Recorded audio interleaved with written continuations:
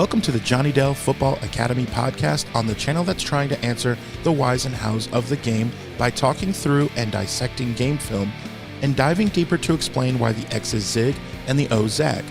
I am Adam Marino, joined by Mr. Johnny Dell, and we are reminding you, as always, the most fun way to watch is on YouTube, where we go live. There you can comment into the live show. Be sure to hit the notification bell and turn on your notifications so you can be a part of the conversation. We also stream live on Facebook and X. Also, the audio versions are always found on Spotify, Apple, wherever you get your podcasts. Now, if you are live with us in the chat, it's probably because you are subscribed, you've hit the notification bell, and turned those notifications on. So, when sharing with your friends, be sure to let them know. We also love to hear from you outside of our live show. Email us at johnnydellsfootballacademy@gmail.com, and you can always check out the website jfa49.com, as it is the most fun way to support the channel. Also, the way we boost the chat and boost the algorithm is to type out hashtag JD49. You are not in a food coma. You are watching the Johnny Dell Football Academy podcast on your favorite channel because you are subscribed and you've hit that notification bell. Happy Friday. Welcome in, Johnny. Happy Thanksgiving. We're definitely curious because we do have a side chat about 40% of the time. It works every time we talk food. So I want to ask you, what was the main dish, and what's like your favorite side dish of yesterday? What's that dynamic look like for you? Well, main dish is turkey, and I got into it a little America. bit, huh? America. Yeah, as it Oh, should be. okay. Turkey. It should be. I had a little back and forth with Lisa, who's in the chat, about turkey yesterday. She's not a fan of the white meat, and that's fine. I'm not either. Most people aren't when it's not cooked correctly. It's tough. You have to, You can like, cook it any way you want. here's the deal. As I break down football film, I will break down the cooking of the turkey. That to really get a consistent turkey where it's great every time, you're going to have to sacrifice presentation. It just is. Where and I don't do a lot of the brining that people will do to really try and get moisture into the breast. What I do is the night before I set it up for a quick brine, with some light sea salt, not really heavily salted, just enough on the skin to dry it out. I separate out the dark meat from the white meat. So I'll cut off the legs, thighs, and wings, and then I'll separate the thighs and the legs, and then I make up a compound butter of some grass-fed butter, real dark yellow stuff, with thyme, oregano, marjoram, sage, and garlic, and mix that up and shove it under the skin. You clear the skin off the breast, and you pack it under the skin so it holds in there. And then from there, I brine that overnight, and then the next morning or the next day when I cook it, I will season up the dark meat and everything, put that on a roaster rack in the oven at 450 for 25 minutes. So start that first, then I pull it out. Then I do the breast in the roasting pan, and I put that on the bottom rack. And I do the opening act of the dark meat on convection bake, and then I do regular bake on it for with the breast. I get it on the bottom rack of the oven, and then I do the roaster rack on the second rack in the oven, so that the dark meat will drip down and baste the breast as it goes. And that way I also get the dark meat fully cooked around. It's not cooking in the pan juices, so it gets nice and crispy. And I insert a meat probe on that, where I set it to go off for the alarm at 160, so that I can pull it out at 160 and then let it rest for about 45 minutes. When that happens, the dark meat or the white meat, it's gonna rest up to 165. So it will be fully cooked. It is then still juicy. It's allowed to rest. The dark meat's going to be really nice and cooked all around and crispy all around. And the wings are phenomenal. Those are what we snack on first usually. And that is just, it's a bomb turkey. As everybody would imagine from this show, I will sacrifice presentation of the bird for quality of the meat. That is very much what we do here. We sacrifice the presentation to try and get the quality of the meat. I'm just kidding. But and then side dish for me, it's got to be the mashed potatoes and gravy. I'm a big mashed potatoes fan. So for me, my mom makes twice baked macaroni and cheese with the Mm. big rigatonis. So that's the mac and cheese. And it's really crispy at the top where I always just eat the top layer and I just pinch with my fingers when no one's looking, except my mom always A knows. little crispy Quit bit right there. That crispy quit picking caramelized at it. bit. Yeah. I'm like, she's like, "Quit picking at it." I'm like, "You know, that's for 40 years, mom. That's the part that I want. So you're just gonna have to let me."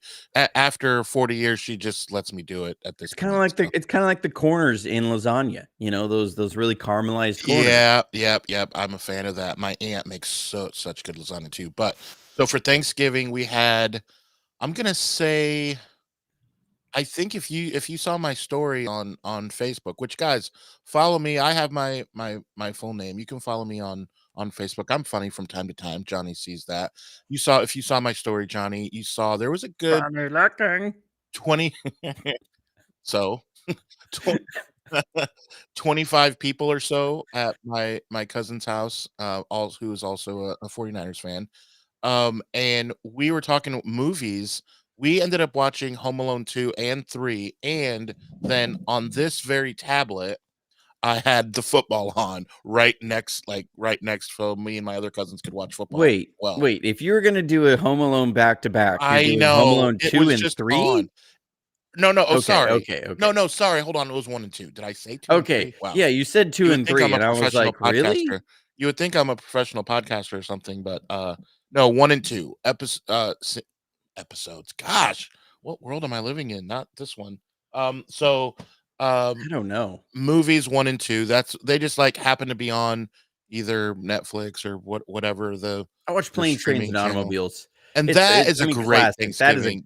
great classic Thanksgiving. It was one of my dad's favorite movies.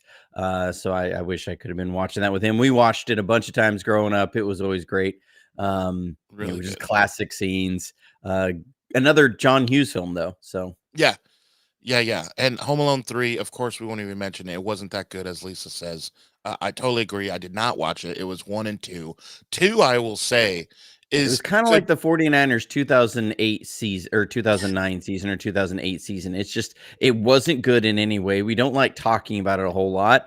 And most How people did you forget even that it bring that happened. up? Yeah, let's not even, so, yeah, it was a great day, though, but, We yeah, got I'm excited possums to in the talk chat too. I'm excited I'm excited to talk Niners. Quick story for those of you who maybe have not heard. I'm thinking of Cayman's Island podcast. What's up, buddy? I don't think you've heard this story. I went to the Cleveland game last time we True. played there. And here's what's cool. First of all, some of you might remember this when I was talking about it that day after.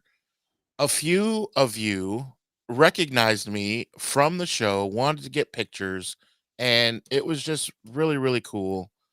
As Cayman Islands checks in and says, "Speaking of We'll cooking, touch on that in a yeah, sec. we Yeah, will." Trent Williams, yes, thank you for the super chat. not to be Um, Trent. so I go to the game, I get recognized, which is just so fun to like take pictures and be a part of the faithful and all that was super cool. And then by halftime, I finally had the nerve to strike up a conversation with the most gorgeous woman sitting next to me. She's all by herself. I did not want her to feel uncomfortable for me to just like stripe up a bonehead conversation. But I see for the last 20 minutes she is shivering as if you remember, the weather was not good at all. And I Much finally like it's just predicted to be this Sunday. yeah, and I finally asked her, "Hey, are you okay?" Like, she's downright shivering, and she's like, "Yeah, I'm gonna kill him. He made me come out here out on the field," and I'm like, "The field? What are you talking about?" And she's like, "My fiance is George Odom." And I was like, "What?" She's like, "Yeah, numbers." I'm like, "Yeah, I know who he is. I am a diehard. I know who he is. Wow, that's awesome." So she knows nothing about For football. those who may not be familiar, former 49ers safety Yes. George Odom, Yep. standout special teams player. Yep. Came to us via the Colts, so we talked a little bit about that as I live in Indiana. And she was the nicest, sweetest person, Amanda. We talked football. I explained different things to her, like sometimes why is the ball just rolling around and 11 guys just stare at it? And I said, well, sometimes when you punt the ball, you want to pin them back as far away from your end zone as possible. So it does look a little silly for 11 guys to just stare at a pigskin as it rolls when normally that never happens and you jump on top of it. She's like, "Yeah, I don't understand that. If it's a fumble, go get it." Like, she really did Yeah, not know football. I'm yeah, like, "George which is never fine. taught," but I Look, find it curious that George well, never I took mean, any time. look, one, he's not watching games with her, so he's not there to explain anything. Because he's I just playing. found it odd. I mean, maybe like a Monday night football game or something. Yeah. But two, he's leaving work at work. Kudos for him. He's leaving Right. work at work. Hey, that if deep down you know that your fiance or wife or female of interest deep down isn't a sports gal and just is happy for you and you're cool with it and I get it, but I it was very sweet and endearing the way she was asking me questions. I just thought, wow, what a cool thing that I get to share this moment with an NFL player from my favorite team From and his this fiance. moment. So we've DM'd a couple times on Instagram. I check in. I told her I was so sad when he left and she thanked me. Like, it was just really cool. She's a really, Mhm. really, really nice person. Um, So in so all of that, you're not going to see her this week. That no, was a rough game. We did not win that game I was moody. because I was moody the after that game, if you know what I'm yeah, saying. because the 49ers have not won in Cleveland since 1985. I was 1 year old the last time they won in They just Cleveland. have our number, man. Yeah, Yeah, I'm out I here. mean, like, it's this is a game that when you look at the matchup, you think, okay, the 49ers have no business losing to this team. But then you think of historically. Now, I get it. We only play in Cleveland like once every 8 years, supposedly, but played in Cleveland 4 years ago because the last time we played in Cleveland. And then 4 years later, it comes around, we play them again, and we're back in Cleveland. Or was it 2 years ago for some reason? Yeah, I think it was 2 years ago that we played in Cleveland because Brock Purdy was playing. So, and it was during that 3-game stretch where in 2023 where we lost 3 straight, and it was to like almost the entire NFC North. But and so we're back playing the NFC or the AFC North, bottom of the barrel in Cleveland this year. Cleveland is a case study in how not to run an NFL franchise. If you want to look at how to torpedo your franchise and be perpetually bad, then you look at the Cleveland Browns. There is a quasi history here with the 49ers in that, Bill Walsh was offensive coordinator for the Browns in 1977, in the 70s under Paul Brown. But that's not really these Browns. That's really the Baltimore Ravens. Because, if we remember back to our NFL history, the the Browns moved to Baltimore, became the Ravens, and then in 99, the Browns that we know now were an expansion team and they took on the old name. So this it really isn't the same franchise. That's why like the Ravens can't wear the really throwback Browns, even though the They Titans can wear the Oilers uniforms. Make sense. But but so these aren't really those same Browns. And so when we say they haven't beat the Browns since 1985, that was really a different team.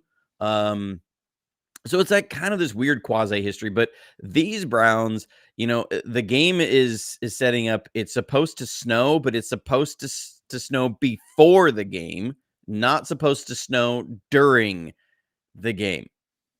So that should be encouraging. Are you encouraged by that, Adam? Because I Yeah, know with your here's the tone, thing. I'm real We encouraged. we Yeah. we all tend, a lot of us, and I'm gonna say a lot of us, I don't know. The jury's still out for me. Cold weather Brock. I know Oh, that's a thing.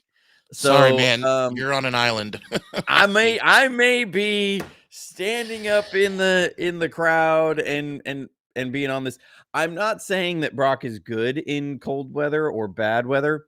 What I'm saying is I'm not certain it's just like, okay, because if we look at some of the games, there was the Cleveland game, and there was I remember he threw a bad pick, and I remember watching. Okay. I'm trying to collect the thoughts here Yeah, yeah, because they're I jumping see it so it. fast. I see it. Um, he Take threw a your pick time, in the buddy. game, and everybody was like, "Oh, the ball sailed to his left," and everybody went, "Oh man, that's that bad weather that really hurt." And then he had one slip out of his hands later, and it's from those two plays that the bad weather Brock narrative comes from. And I remember going back and watching the first interception, and I didn't see the ball slip in his hands at all. I remember seeing from the end zone, I remember seeing his front foot didn't rotate around as much. So Brock's a really torquey thrower. So he has his bad habit, and it's not changed, and it's not going to change at this point. That when he goes to throw, he closes off his front foot, which means it's not pointing at the target, it's pointing way to the right of the target. And then when he throws, that foot will rotate and point at the target. So he's a really big torquey rotational thrower. And so that foot will rotate through. If your toe does not end up pointing at the target when in the throw, what ends up happening is if it ends up pointing to the right when at the throw point, that causes the hip not to open up as much, and the arm makes up for that and kind of gets out in front of the throw, and it ends up yanking a little bit high into the left. And so what you'll see every once in a while is if Brock's front foot gets kind of caught in the turf a little bit, he will sail throws to the high into his left. And we've seen him make a number of different throws like this. And that was I when that happened, I sent that pic to many of you know in this channel. We've had him on before, Greg Pinelli. He's a great quarterbacks coach. He coached at Oregon, and then he's coaches a bunch of guys that have been and are in the NFL now. And I sent the clip to him, and I was like, "Hey, does this look? It doesn't look like Brock loses control of the ball. It looks like his front hip gets closed off a little bit." And he sent it to me. He said, "Yeah, absolutely. It looks like he really yanked that sucker. That hip's not open." And he talked about that. The arm getting out in front and it yanking. And so what I think I have a running theory that the issue isn't as much bad weather. It's that when there's bad weather, he wears longer cleats. And when he wears longer cleats, that because of the way his front foot moves Wow. on the turf, that it actually causes his front hip to get closed off more than we normally see. And then you start seeing throws that are off target, especially to the left and high. And that is generally what you see from Brock in bad weather. Now the Bills game is an outlier because that was an absolute blizzard, and I think there's only like one or two quarterbacks in the NFL that look anywhere remotely decent in that kind of weather, and that's like Josh Allen and probably Mahomes. Like I think those are the only two guys that really look good in bad weather. But the reason I have this running theory is because Brock played 4 years at Iowa. Iowa is not necessarily known for having great weather all year round. So if it's just an issue of Brock couldn't play in bad weather, then you would expect to see going back into college this huge drop off. Where in it going like whenever there's poor weather, and Iowa has a lot of poor weather and cold weather. So I'm not sold that it's just a bad weather thing. I think there's actually more of an equipment issue here. That's just personally what I think. Yeah, that I will say that is an interesting take that I'm willing to accept as like, okay, that could be. But again, I'll go back to this then. Technically, he only wears those kind of cleats in bad weather.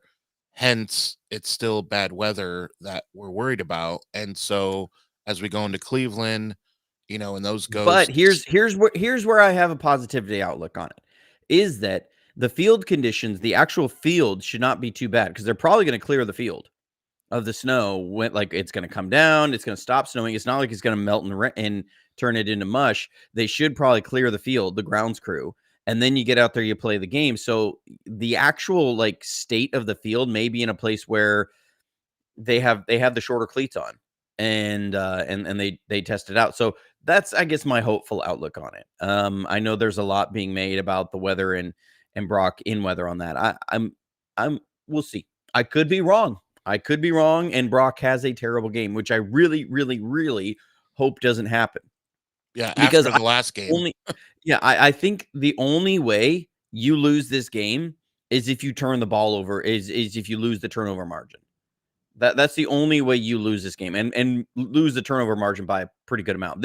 This should be a matchup that is similar to the Panthers game. Now, the Panthers have a much worse defense than this Browns team, but the Panthers have a better offense, if that you can believe that, than the Browns do. So, Well, and we'll get into the Browns and Shador, and I want to ask you this before we also get into Miles Garrett, as that is so obvious. But what is it that, besides the bad weather and besides Miles Garrett, what really for you is something that you look at as like, ugh, this may spell bad news for us? just Jim Schwartz, and the way he runs that defense versus what Kyle likes to do. Everything that Kyle runs is kind of based out of that wide zone, and Jim Schwartz, this is one thing people always say: it's time to ditch the wide nine. Whenever we start struggling on defense, people say it's time to ditch the wide nine. I don't have like this blanket a systems to blame sort of thing. Because again, you can also look at the Browns and say they run the wide nine. Jim Schwartz is literally the father of the wide nine. He came up with the wide nine, I believe it was in Indianapolis, where he came up with the wide nine as defensive line coach there, or and coordinator, I think. Anyways, he talked about it. There's a great interview clip of him at a coach's forum thing where he's talking about the wide nine. Basically, he said, what they wanted to do was play with 3-4 edges, but not have a 5-man defensive front, a 5-man surface. They wanted more flexibility on the back end to account for different changes in surface.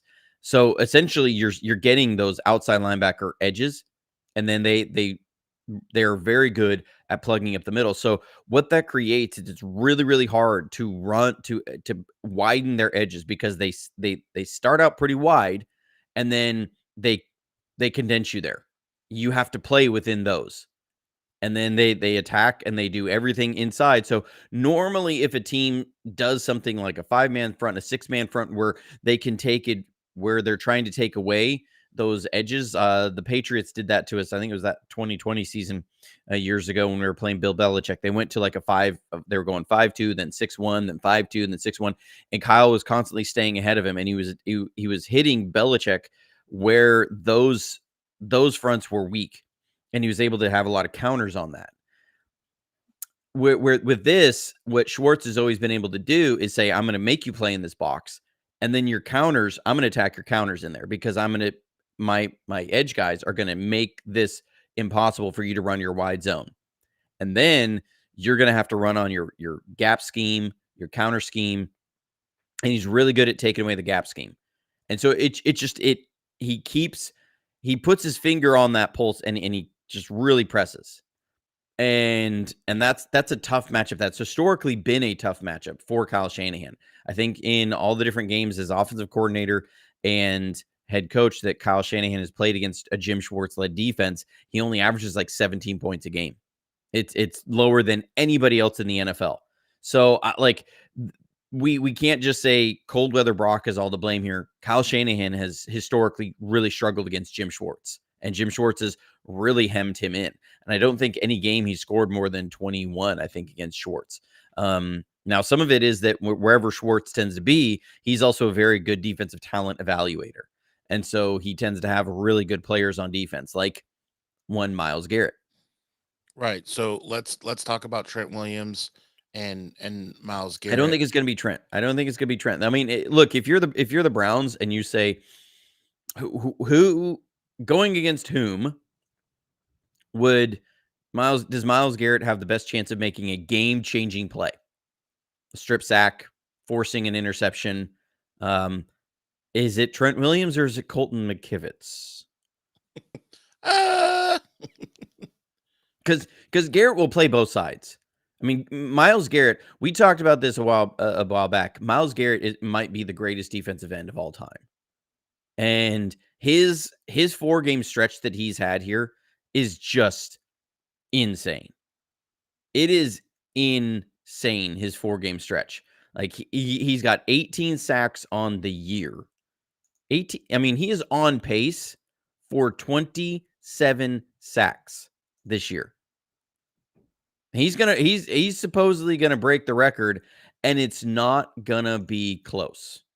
Like the sack record is 22.5, and he's headed to break that record by a wide margin. I mean, this is looking worse and worse as it goes. He's had, I think was it 12 sacks in the last 13 sacks in the last 4 games, something like that, or 12 sacks in the last 4 games. I saw it here. I had it pulled up and then it went away, and then I haven't been able to pull it back up. But I mean, he's been absolutely insane this year, Myles Garrett. And so the trick is going to be, can you at least contain Myles Garrett? Because this is a guy that is having a record-setting season, and if there's anything that I don't have confidence in, it's Colton McKivitz holding up against a record-setting defensive end. Even and against that's a regular All-Pro. And look, that I mean, come on. Colton McKivitz is having the best year of his career. Like, Colton McKivitz is quietly having a very good year. We're kind of having, confirmation bias that whenever we see him get beat of like, oh, though that's, good old McKivitz. But he's been much better in pass protection than he's been in years past. He's been very good in the run game, and he's not nearly as bad as the 49ers fans have kind of got the narrative on about him. This is why it's really hard for players to change perceptions that fans get of them at some point. But he's still not a good matchup against Myles Garrett. Nobody this year has been a good matchup against Myles Garrett. When the guy has 18 sacks and 50 pressures on the year, there is no way that you can do that. Now, there's a little bit, because Kali's asking the question. So here with the super chat from Cayman's Island, he says, speaking of cooking Myles Garrett versus our own line, I wouldn't be surprised if they move him around, because when you have a guy playing defensive end, then there is things you can do to scheme around them. It's kind of like when we traded for Chase Young. I went back and watched the film, and it's like, these things, but then when you see it, you go, oh yeah, this is why it is kind of hard to pay defensive ends like $45 million a year. It is that, when I was watching like Chase Young, over half the plays, he's got nothing to do because they're running away from him. They're running up the middle. Like, he's not involved in a run up the middle. They're having a screen pass away from his side. So he's not really involved in that. It's a 3-yard pass. It's not that is like a 3-step drop. No defensive end is expected to win in that situation. Right. When you look at if you actually boil it down to how many true defensive end plays are going to be per game, it's usually only about 9 or 10 plays in any game does one defensive end even have the opportunity to really make a play. And that's why, like, really special guys, you'll see them get involved in 12, 13 plays, because they will get involved in a handful of plays that really aren't even they're supposed to be involved in, just because they're that good. And that exceptional. But it's only a handful of plays. It's just, can you keep those handful of plays from being absolutely game wrecking? So can you chip on them? the challenge becomes, okay, if you just say, well, I'm going to chip on Myles Garrett every time. I'm going to put George Kittle over there and have him help. I'm going to put Christian McCaffrey over there and have him help. One, you're delaying the amount of eligibles you can get into the pattern, and I don't love that with Brock, because one thing we know about Brock is if those intermediate guys haven't really taken away the intermediate, he will try and force that throw in there. He will try and squeeze that in. And where he tends to get in trouble is actually more out of the max protect kind of looks, where he doesn't have the dump off. I've seen more times of him getting himself in trouble when that isn't there. There is no dump off option. So, because he doesn't like to give up on the play. So he's not going to go throw it out of bounds. Usually he doesn't always make it out for a scramble. And so that's when some picks happen. So, it's like you can do that, but then you lose some of your dump off for 1, 2. That's when the other team starts running stunts all the time. We've done the same thing. You try and chip on Myles Garrett. Well, suddenly now you're telling your guard you need to be one-on-one versus their defensive tackle. And that defensive tackle attacks his outside shoulder. That guard has to respect that. He pulls out, and then next thing you know, Myles Garrett's coming up inside of him because the tackle and the chip guy are blocking somebody who's not there. And so now you have unblocked Myles Garrett coming through the middle. So you can scheme up to a point, but if you try and rely on that too much, then you're going to create these other issues downstream that can lead to even bigger game-changing plays. In the end, you have to then, like, you have to stay on schedule. You have to stay committed to your plan and be patient, and try and avoid as best you can those 3rd and 9s. Like, that's where you have got to avoid those. And if you don't win on 1st and 2nd down, Brock has to get to it where he understands this, and Kyle as well, and everybody else. This is most likely a punt, because you would rather punt here than have a strip sack, or you would rather punt here than have an interception, because the Browns offense is a brown note special offense. Yeah. We'll get into that. There's a few questions, including a super chat.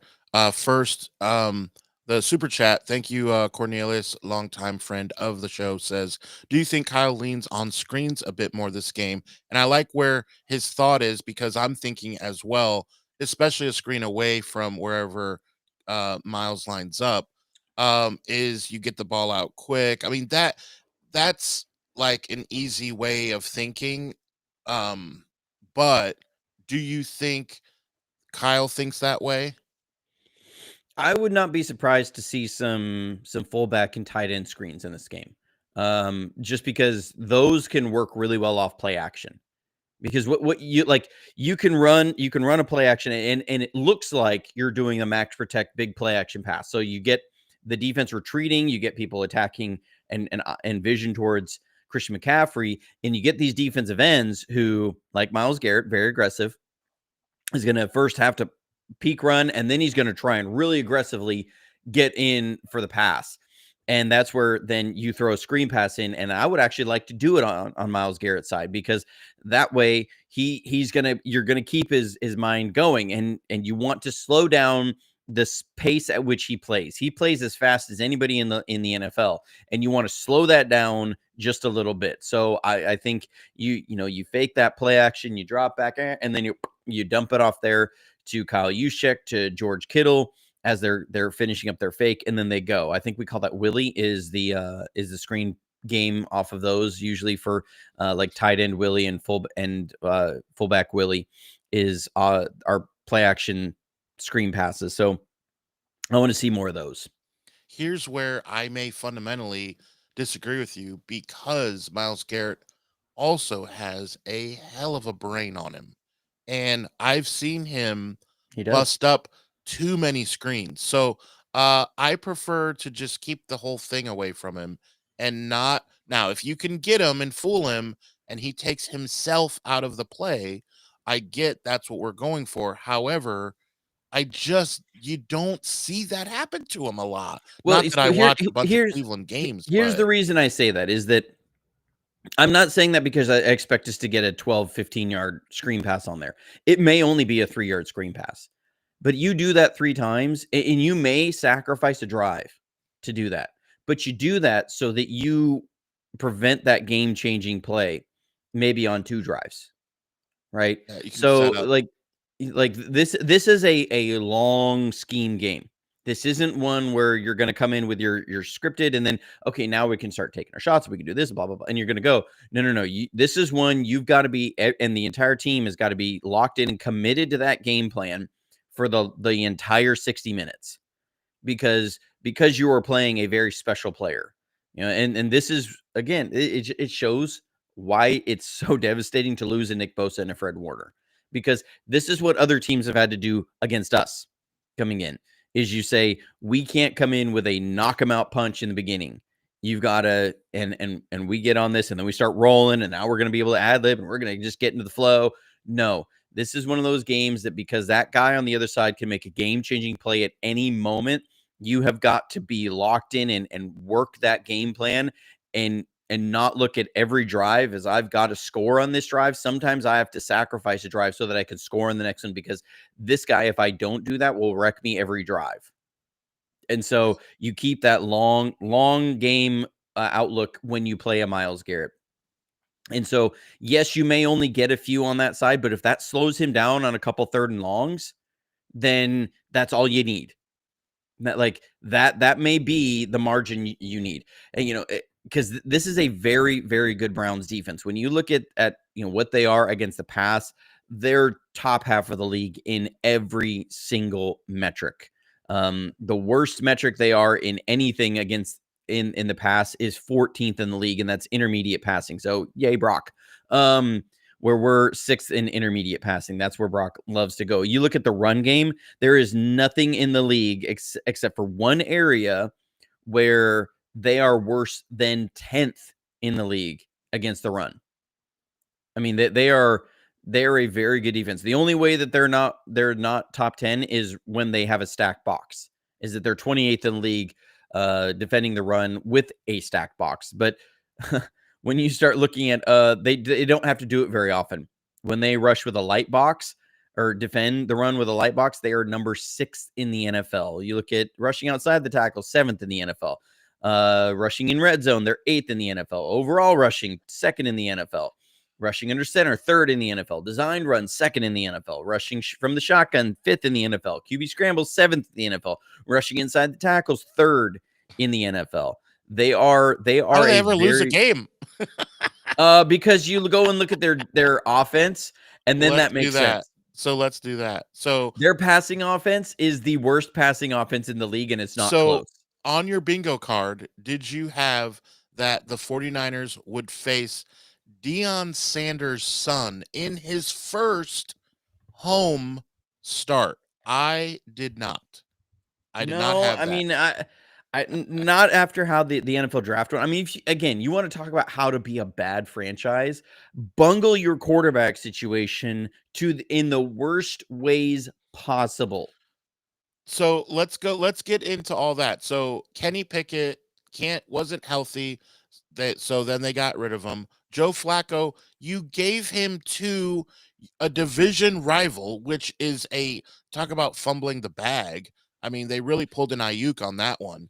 Like, that was just not smart, in my opinion. You don't give him to a rival. And then Dylan Gabriel was not set up for any form of success. I do like the lefty coming out of Oregon, but in this situation, he was as they say, lame duck, if you see what I did there. So that didn't work out. Then he got hurt, and now the only guy left, they have no way to not play him. And the coach even says that he's not going to commit to him. I heard the presser. Well, they're like, did Shador earn another start? I'm not going to get into that. When he did, he won the game. He had a few plays that showed maybe he was Deion's son, but he at least earned another game. Who else are you going to play?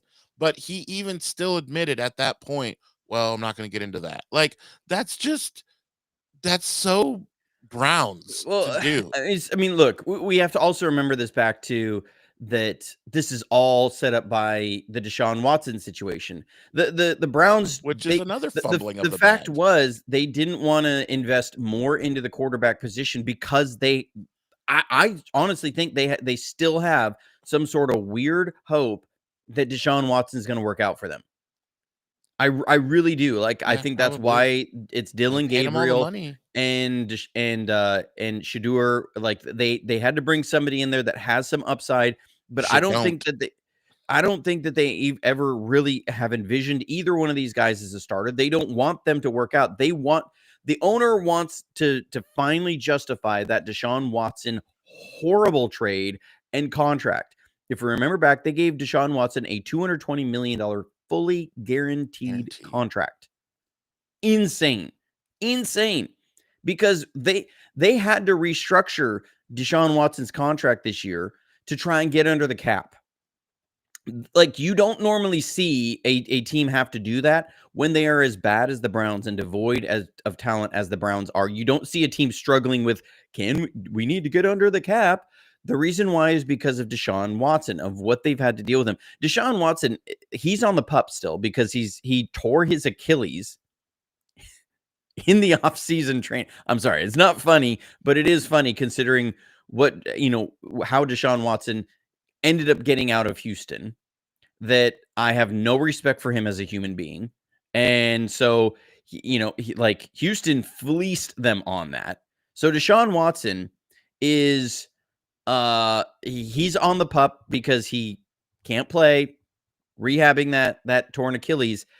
He is a $36 million cap figure this year.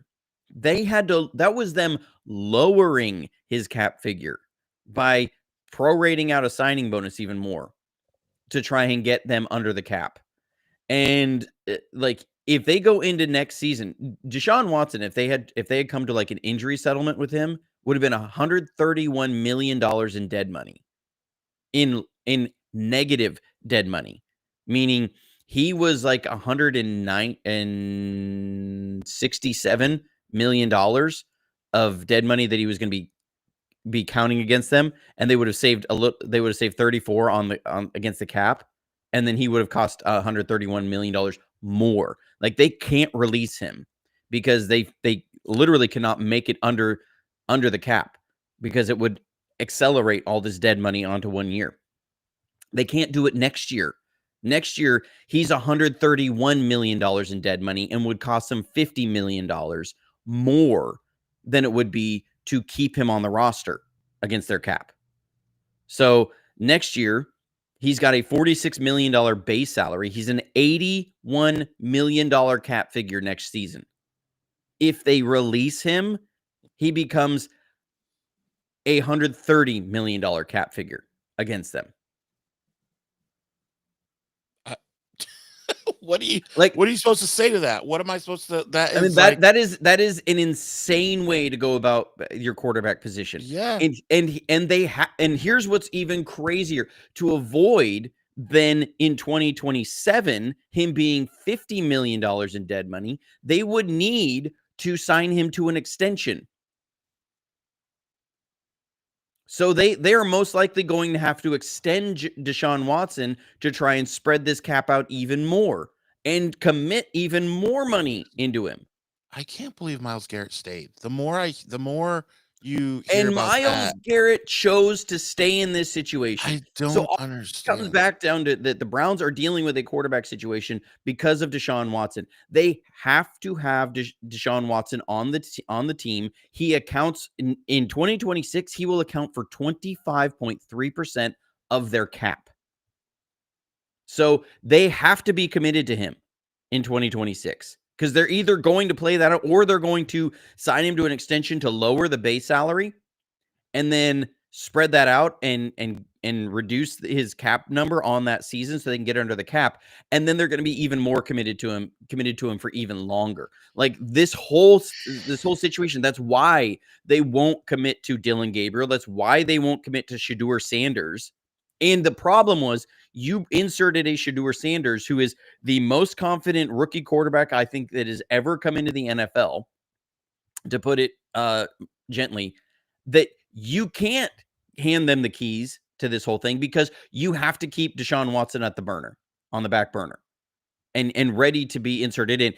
So, like, if they commit to Shedeur and they bring all this up, what they're setting themselves up for is to end up having a lame duck quarterback in Deshaun Watson on the roster, making $131 million against, like, as Ugh. potential dead money, as an $81 million cap figure. You at that point, you cannot justify giving them an extension.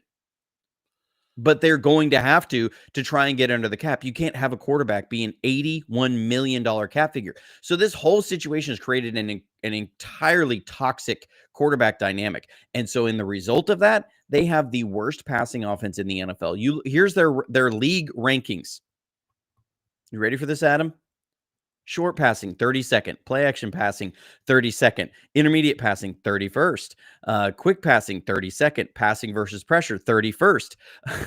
Overall passing, 32nd. Passing versus no blitz, 32nd. Passing versus pressure, 32nd. Passing versus the blitz, 29th. Long passing, 32nd. Passing versus no play action, 32nd. Deep passing, 31st. Is that all? I mean, like what?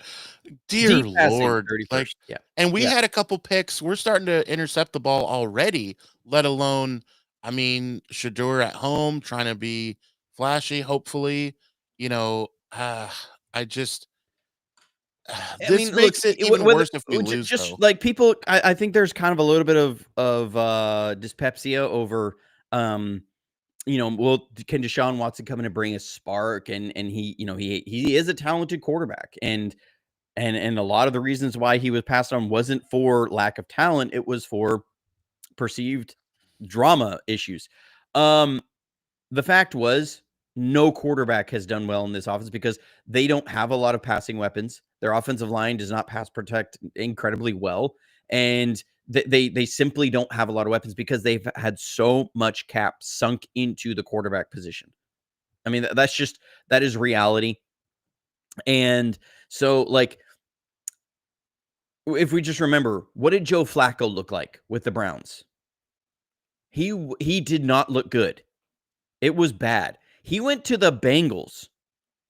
The Bengals have one more win than the Browns. The Browns, as bad as they are, if they win this Sunday, will have the same record as the Bengals, who just beat pretty well the Ravens last night. So, like, but Joe Flacco went to the Bengals and was throwing for over 400 yards a game. Joe Flacco looked terrible on the Browns. And then he goes to the Bengals and he looks like why are the Bengals paying Joe Burrow all this money? The issue is not, it doesn't really matter who they're going to put a quarterback back there. I'm pretty sure you could put Patrick Mahomes on that offense and they're going to be a bad offense. It just is. Like, their passing game is so bad. It is so bad. And their run game is not much better.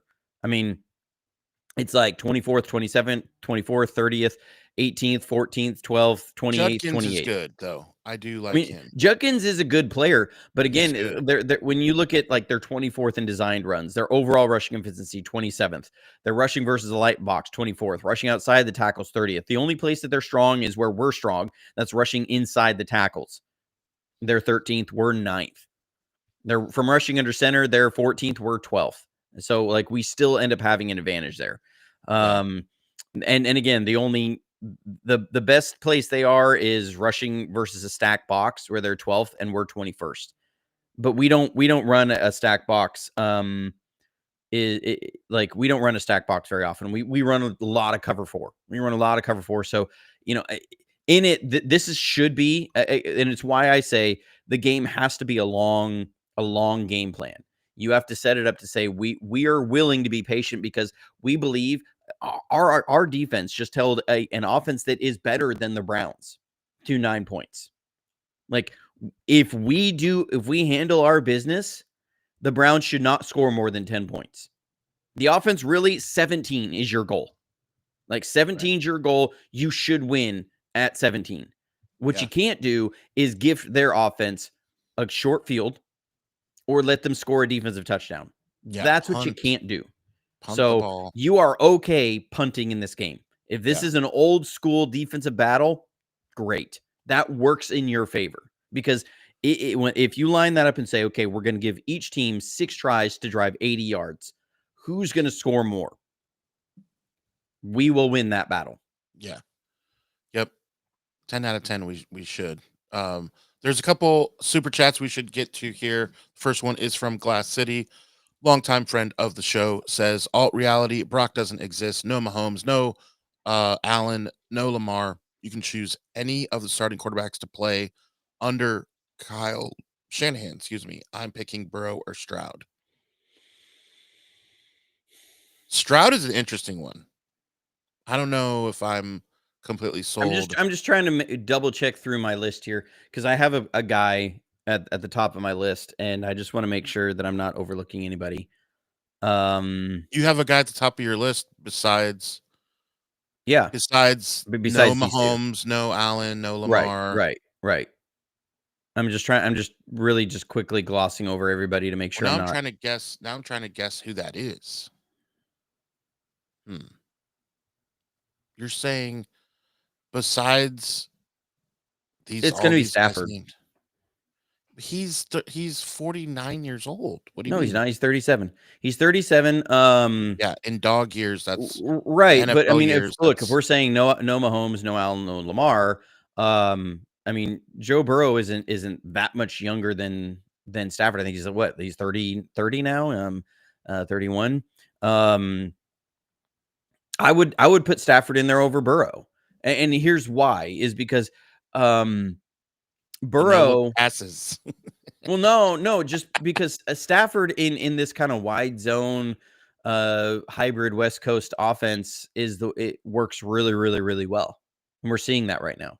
He's been very, very good there with Sean McVay. He's got, I mean, some of the highest arm talent in the league. I mean, we showed it after the and I showed it on my breakdown video after we had the Thursday night game against them. The arm talent that Stafford has is just unreal. Burrow so Burrow's the system that Taylor plays over there in Cincinnati is similar. It's got a lot of West Coast in it. It's less of the wide zone hybrid and it's more of just more like traditional West Coast. It kind of comes off that same tree like Brian Billick and them like of that more traditional West Coast kind of style, John Gruden style. So there's more pre-snap adjustments. There's more pre-snap control by the quarterback, and that's just not a real fit with what Kyle Shanahan does as much. And that's not to say one system is better than the others, because again, you can go back to the game last night. There are pros and cons to letting your quarterback have more control at the line of scrimmage like that. So an example would be last night, the Ravens were lining up. They were showing cover 0, and you could hear Burrow calling out 0-0-0, and he was checking the play. And he was audibling the play. That's giving your quarterback more control at the line of scrimmage. He switches the play to double stick routes. It's a pick a side thing. It's very classic West Coast. And while he's changing the play, the Ravens check out of their play into a 2-zone. And Burrow drops back and he's got nowhere to go with the ball. He's got no answer versus that. Where Kyle Shanahan's approach is, I'm going to stay on that because I have an answer versus your cover 0. Now, my main one is an answer. I have one side that's a single safety answer, a middle field closed answer. I have another side that's a middle field open answer. And then I have a hot answer. And that's the way that Shanahan's generally goes is I have an answer built in. It may not be a great answer. It may not be the optimal answer versus cover 0. It may only net me 3 yards, but I have an answer. And if my guy breaks a tackle, then I get a first down. But in that way, it does tend to allow you to be caught a little bit less by the defense, where they are seeing the quarterback change the play and they're going to be able to change the play and trap you in that.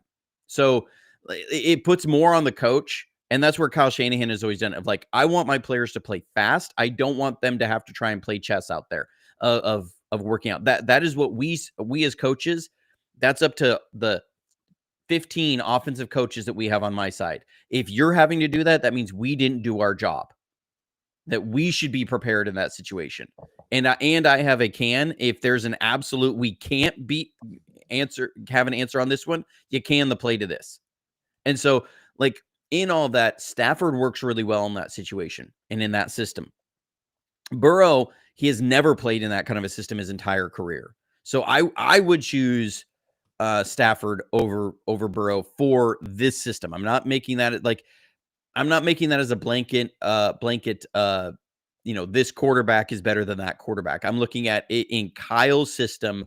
Who would I pick for that? And all these guys are off the board. I'm going to pick Stafford. I mean, if it's just like, fantasy draft sort of thing, that's where I'm at.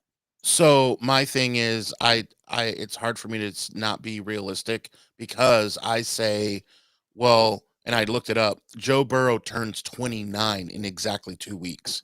So Okay. a guy in his 20s, I'm taking all day than 37. However, what if you said, well, Matthew Stafford 10 years ago? Well, then, yeah. So my brain goes all over the place with this hypothetical. But great little side discussion. Thank you, Glass City. Let's get to another super chat. Boys, keep that money coming. Oh my gosh. I keyed. This is why we don't let Adam get This is why involved we in. can't have nice things. Yeah. We have a wide receiver, apparently, allegedly, named Ricky Pearsall. Where he at? That's So a great question. there's been Look, some up and down on that. Like, is he gonna pan out as being really, really good? Don't just say, hey, you're a 49ers fan, he's a first round draft pick, he's good. Like, that's not the take, right? Like, let's be realistic. What is his ceiling? I mean, his ceiling is a very, very good man-beating wide receiver. That's why you went and got him. He was on a very good track early this year. Then he had the knee injury, and this feels like story ad nauseum with the 49ers. This guy's on a really good track for this season, and then he got hurt, and that really set him back, and that was really hard for him to come back from. That seems to be the 49ers story just over and over again. Not just Ricky Pearsall. That's Brock Purdy right now. That's Ricky Pearsall. That's Bryce Huff. That's Yetur Gross-Matos. Guys having a harder time producing coming off of injury. But the fact is, Brock has thrown 7 interceptions this year. 6 of them have been targeting Juwan Jennings and Ricky Pearsall. That's just a fact.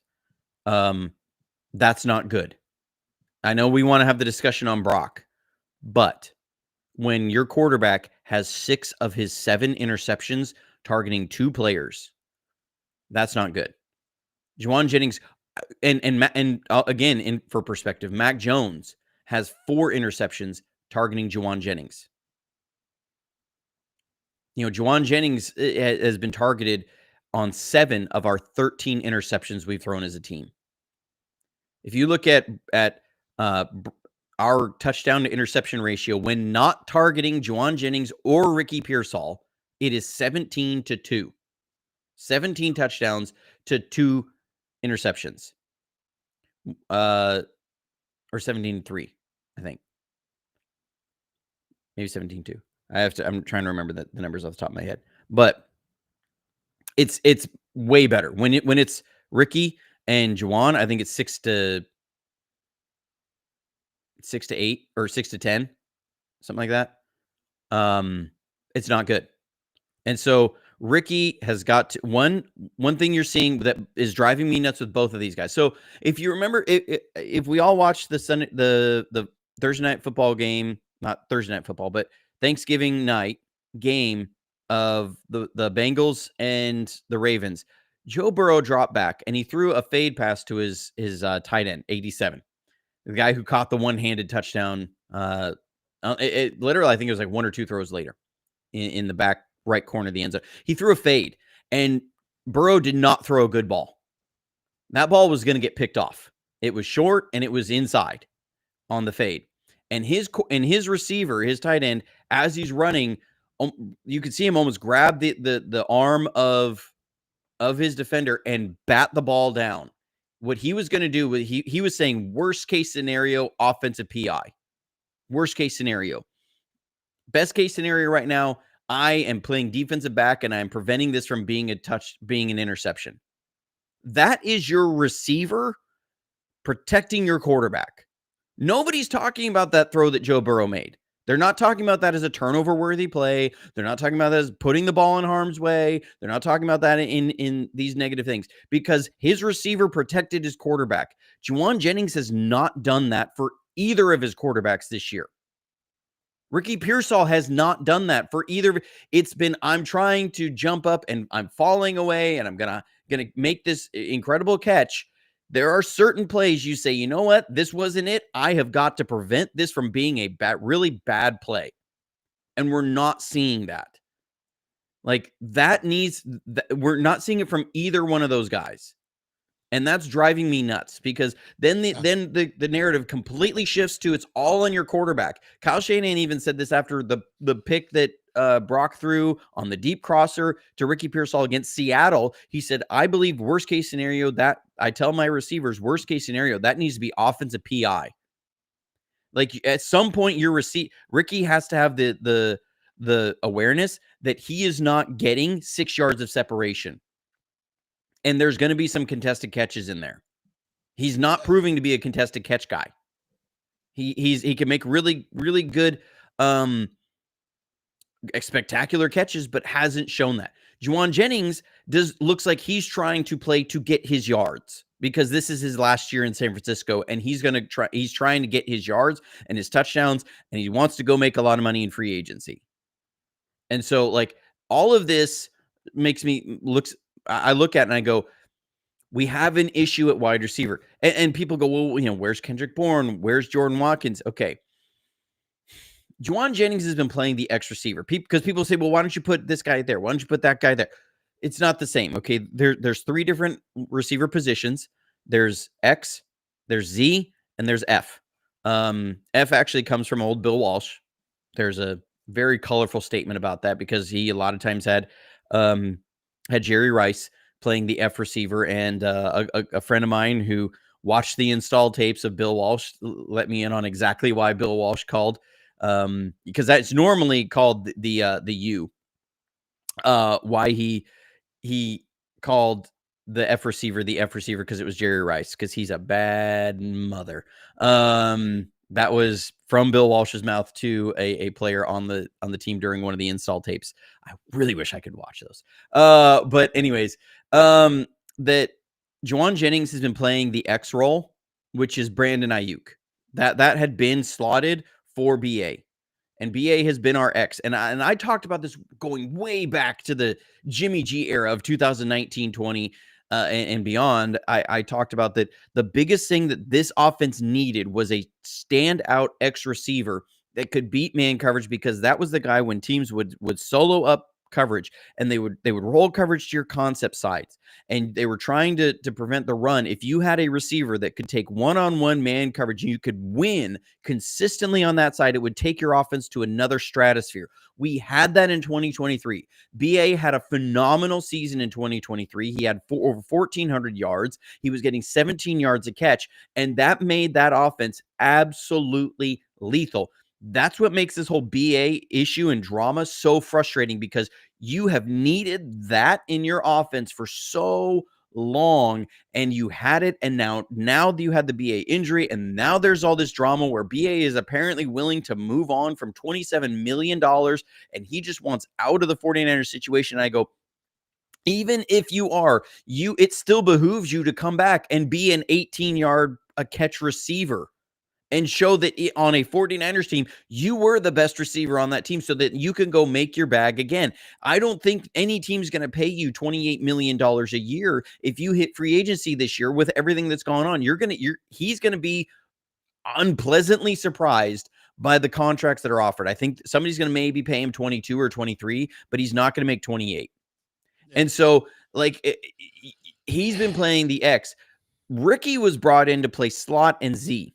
That's what he was brought in for. He wasn't brought in to play the X. So Ricky plays the Z, which is a different receiver. That's oftentimes, if you look at like formations of the old I and everything, that's to the tight end side. That's your flanker. The X is your split end. So you have the tight end who's in close on one side, and he's the end man on the line, and you have your split end, split out wide on the end of the line. Your flanker is the guy who's going to be moving around a little bit more. Then your F is that slot player who's going to move around in there. So like Ricky plays more the Z. That's what Kendrick Bourne had been playing. And so because Ricky was getting a few more snaps, then Kendrick Bourne's getting less snaps. But that still was putting Juwan Jennings out there as your primary X receiver. And when he's not been in there, they've been rotating in like Sky Moore to Demarcus Robinson. Neither one are a true X. Demarcus Robinson was meant to be more of that kind of F receiver in there. And sometimes X, while BA was coming back, has not been in there. He had then the suspension and everything. So all of this to say, like, Ricky Pearsall has got to get up to speed on that, and he's got to play the Z really well. While they're probably behind the scenes trying to get Bourne now up to speed on the X receiver routes. Bourne was even running some of the wrong routes when he was at Z, and some of the blocking assignments were there. So they have got to find a way to get somebody else into that X receiver role, because Juwan Jennings is not it. That first interception that JC Horn got, JC Horn was not worried one iota about Juwan Jennings going vertical on him. It just absolutely was not. And so, yes, the ball was late coming out for Brock. Yes, it wasn't in the greatest location. Juwan Jennings still needed to create more separation. BA always did. Like, Brock had that kind of margin of error with BA. He doesn't have that with Juwan. That was going to be a very, very tight window throw. And he made some of them, but you should also have the kind of margin of error where you don't have to be 100% all the time. We saw quarterbacks yesterday missing guys by 2 yards, and these were some of the best quarterbacks in the game, and nobody's complaining about that because they either didn't end up in an interception or they just fell harmlessly to the ground. We're not worried about those. You should be able to have that kind of margin of error as a quarterback, because not every quarterback is going to put it through a tire 25 yards downfield every single time. They will have moments, but every quarterback needs a little bit of a margin for error. Juwan Jennings does not give you that. And so, like, I'm not saying that it was all Juwan Jennings' fault. I'm saying when you see a systemic problem that you have 7 interceptions when targeting one guy, that tells you that guy is not protecting their quarterbacks from throwing picks. We all remember the short arm alligator bounced off his hands that Mac Jones had throwing to Juwan Jennings over the middle. Was that against the Buccaneers? And they picked it off. That's not a receiver. I get it. He's been battling through injuries, been really tough on him. I kudos to that. You also need to protect your quarterbacks better. Like, I see it happening for other teams, and I don't see Juwan doing that for us. Like, worst case scenario, Jenny should have been working back to the ball on that, and it should be an incomplete pass. That should not be an interception. That needs to be a better throw by Brock. It needs to be on time. I'm not excusing Brock on that. My issue is that everybody says Brock and nobody says anything about Juwan. And I'm like, yes, be mad at Brock over that interception. We should also be irritated with Juwan Jennings because there's been far too many interceptions. Just go back to the Houston game. We tried to run a sluggo at the end of the game with Juwan Jennings because he's the X receiver. They were jumping slant routes. Mac Jones lays it out there. What does Juwan do? That ball is falling short. Like, it's an underthrown pass. Does Juwan try and say, I'm changing to be a defensive back here? No, he's trying to high point the ball, and it's an interception, and it ends the Houston game. Like, when you are running those kind of shot plays, your quarterbacks need to be able to trust that receiver that if I don't make the perfect throw, you will bail me out. The old I got your back sort of thing. Juwan does not have his quarterback's back right now. I mean, it just reminds me of the first 2 months of last year, what we saw with Mooney Ward. And he admitted it in the offseason. He said, I knew this was my last year in San Francisco, and I was checked out. was not bought in. And you saw it in the run game. He was sitting there like he would not come up against the run. I remember watching the Minnesota game and I was like, Mooney Ward is like, this is not good. Because he was making business decisions. He was sitting there 8 yards off the ball, not getting in there against the run. Because he was like, I ain't sacrificing my shoulder here for a team that I'm not going to be playing with that doesn't want me around next year. And he was basically a lame duck corner because he wasn't bought in. He wasn't bought into how they were going to play defense, and he admitted it. And then he had the things with his family, which is absolutely tragic. And Right. and so I'm not like bringing anything post that. I'm not talking about it. The things that he talked about in the offseason, that before that happened, he was checked out. And that's what Juwan Jennings looks like to me. That in some ways he is checked out of I'm going to get my stats. I'm going to get my numbers because I want to get my bag because I'm not going to be here next year. That's what it seems like for me. Like, and you see him fight really hard when he's got the ball in his hands because he wants to get his yards and he wants to get his touchdowns. I don't see the same sort of fight of I'm going to get I've got the back of the dude next to me. This looks like individual play. That's what it looks like to me because you're not protecting your quarterbacks. Neither Mac Jones or Brock Purdy. This isn't a Brock Purdy thing. Like Mac Jones threw 4 interceptions targeting Juwan Jennings. This is not okay. Like you need to protect your quarterbacks. That's what I have. Yeah, we'll see how it goes with Cleveland. They have some good DBs as well, so something to keep an eye on. Another super chat came in from Glass City again. Why do you think Kyle was impulsive in wanting to keep him? I completely understand why he killed the trade. Talking about BA. BA, yes. For the reasons that I've talked about, is that Kyle understands how important that premier X receiver is to his offense. And of that you need that guy over there because we have seen this offense without that, and it's not the same level. Christian McCaffrey is the reason why we're not scoring less than 20 points per game, but not having BA is why we're back to 23 points per game instead of the 27, 28 points per game. That's the difference.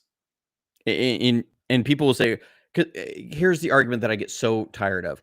Well, Brock still got weapons that most quarterbacks don't. He's got George Kittle and he's got Christian McCaffrey. I'm like, yes, they're premier players, but you still need.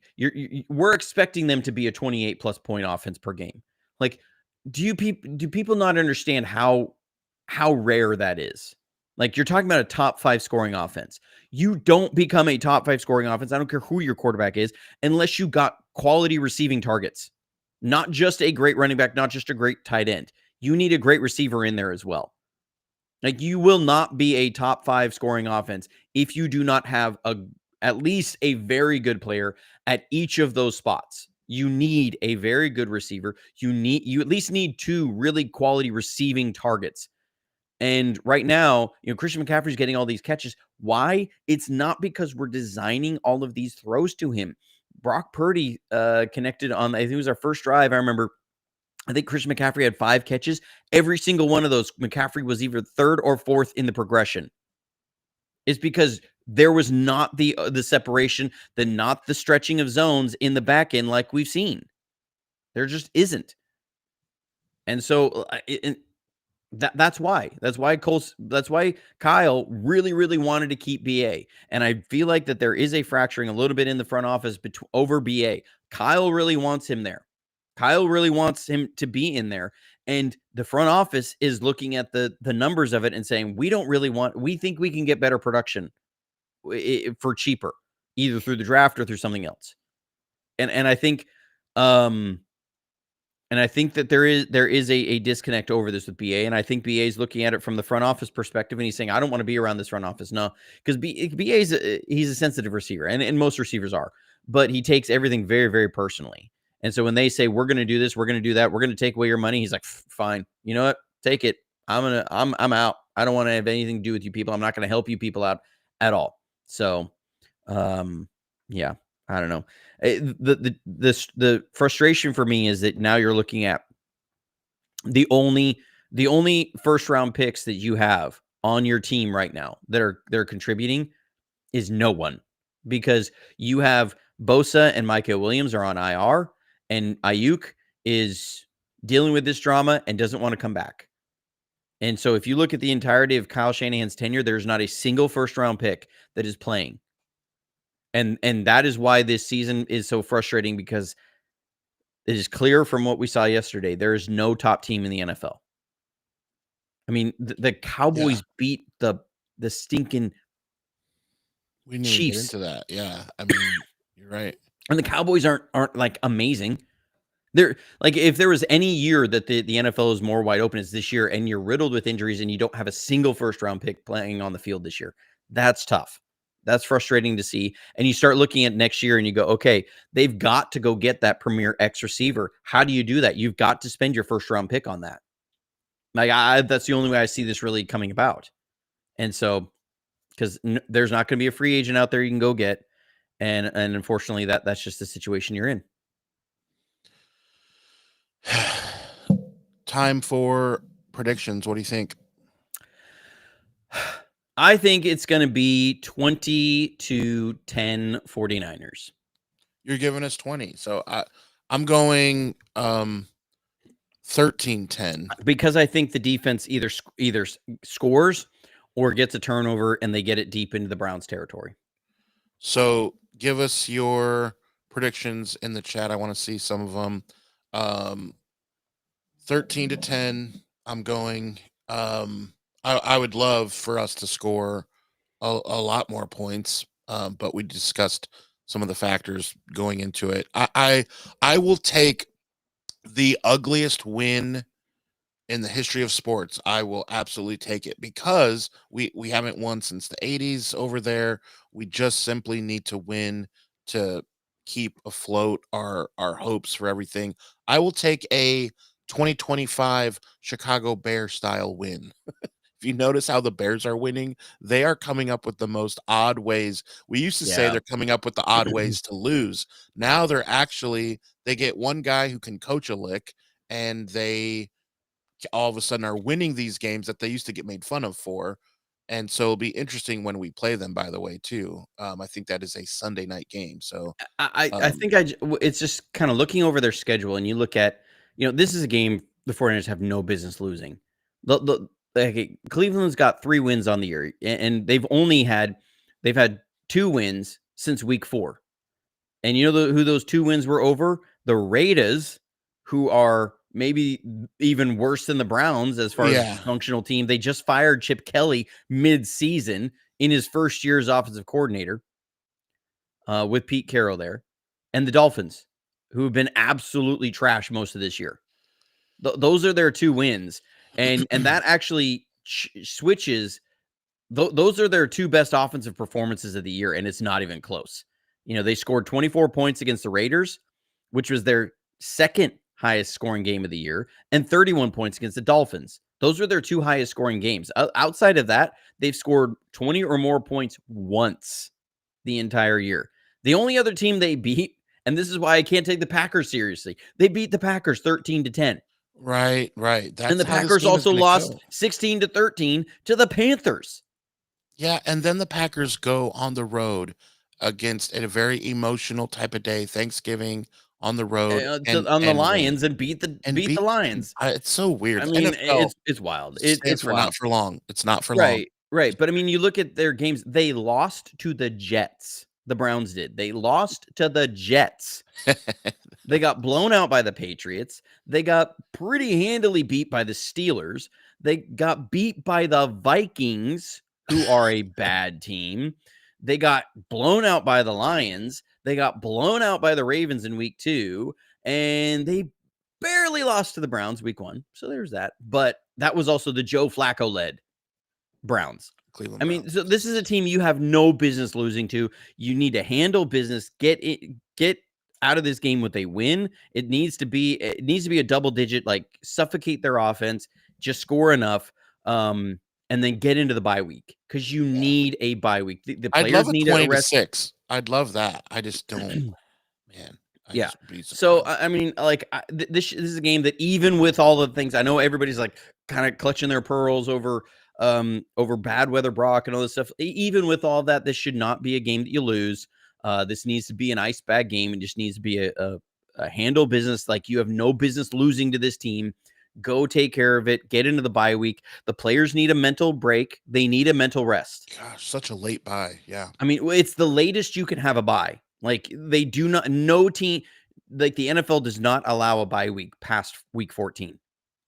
So this is the latest in the year. I need a bye week. This film grind has been tough for like 3 straight months of every week, all the film grind and everything. I need a week of rest. So I'm sure the players do as well. Get into that, get handle this one, get your bye week, go get your second bye week against the Titans, and then you are set up fresh, ready to go for the tough last 3 weeks of the year.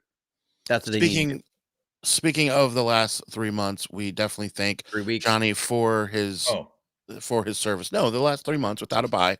So be sure you can help the channel by hitting the subscribe button. Make sure you hit the notification bell, because when Johnny has his videos come out, it's not always, life happens, not always at the same time. We don't always go live at the exact same time. So you got to hit the notification bell. So when you show people your phone and say, hey, check out this Niners channel, make sure they subscribe and hit the notification bell.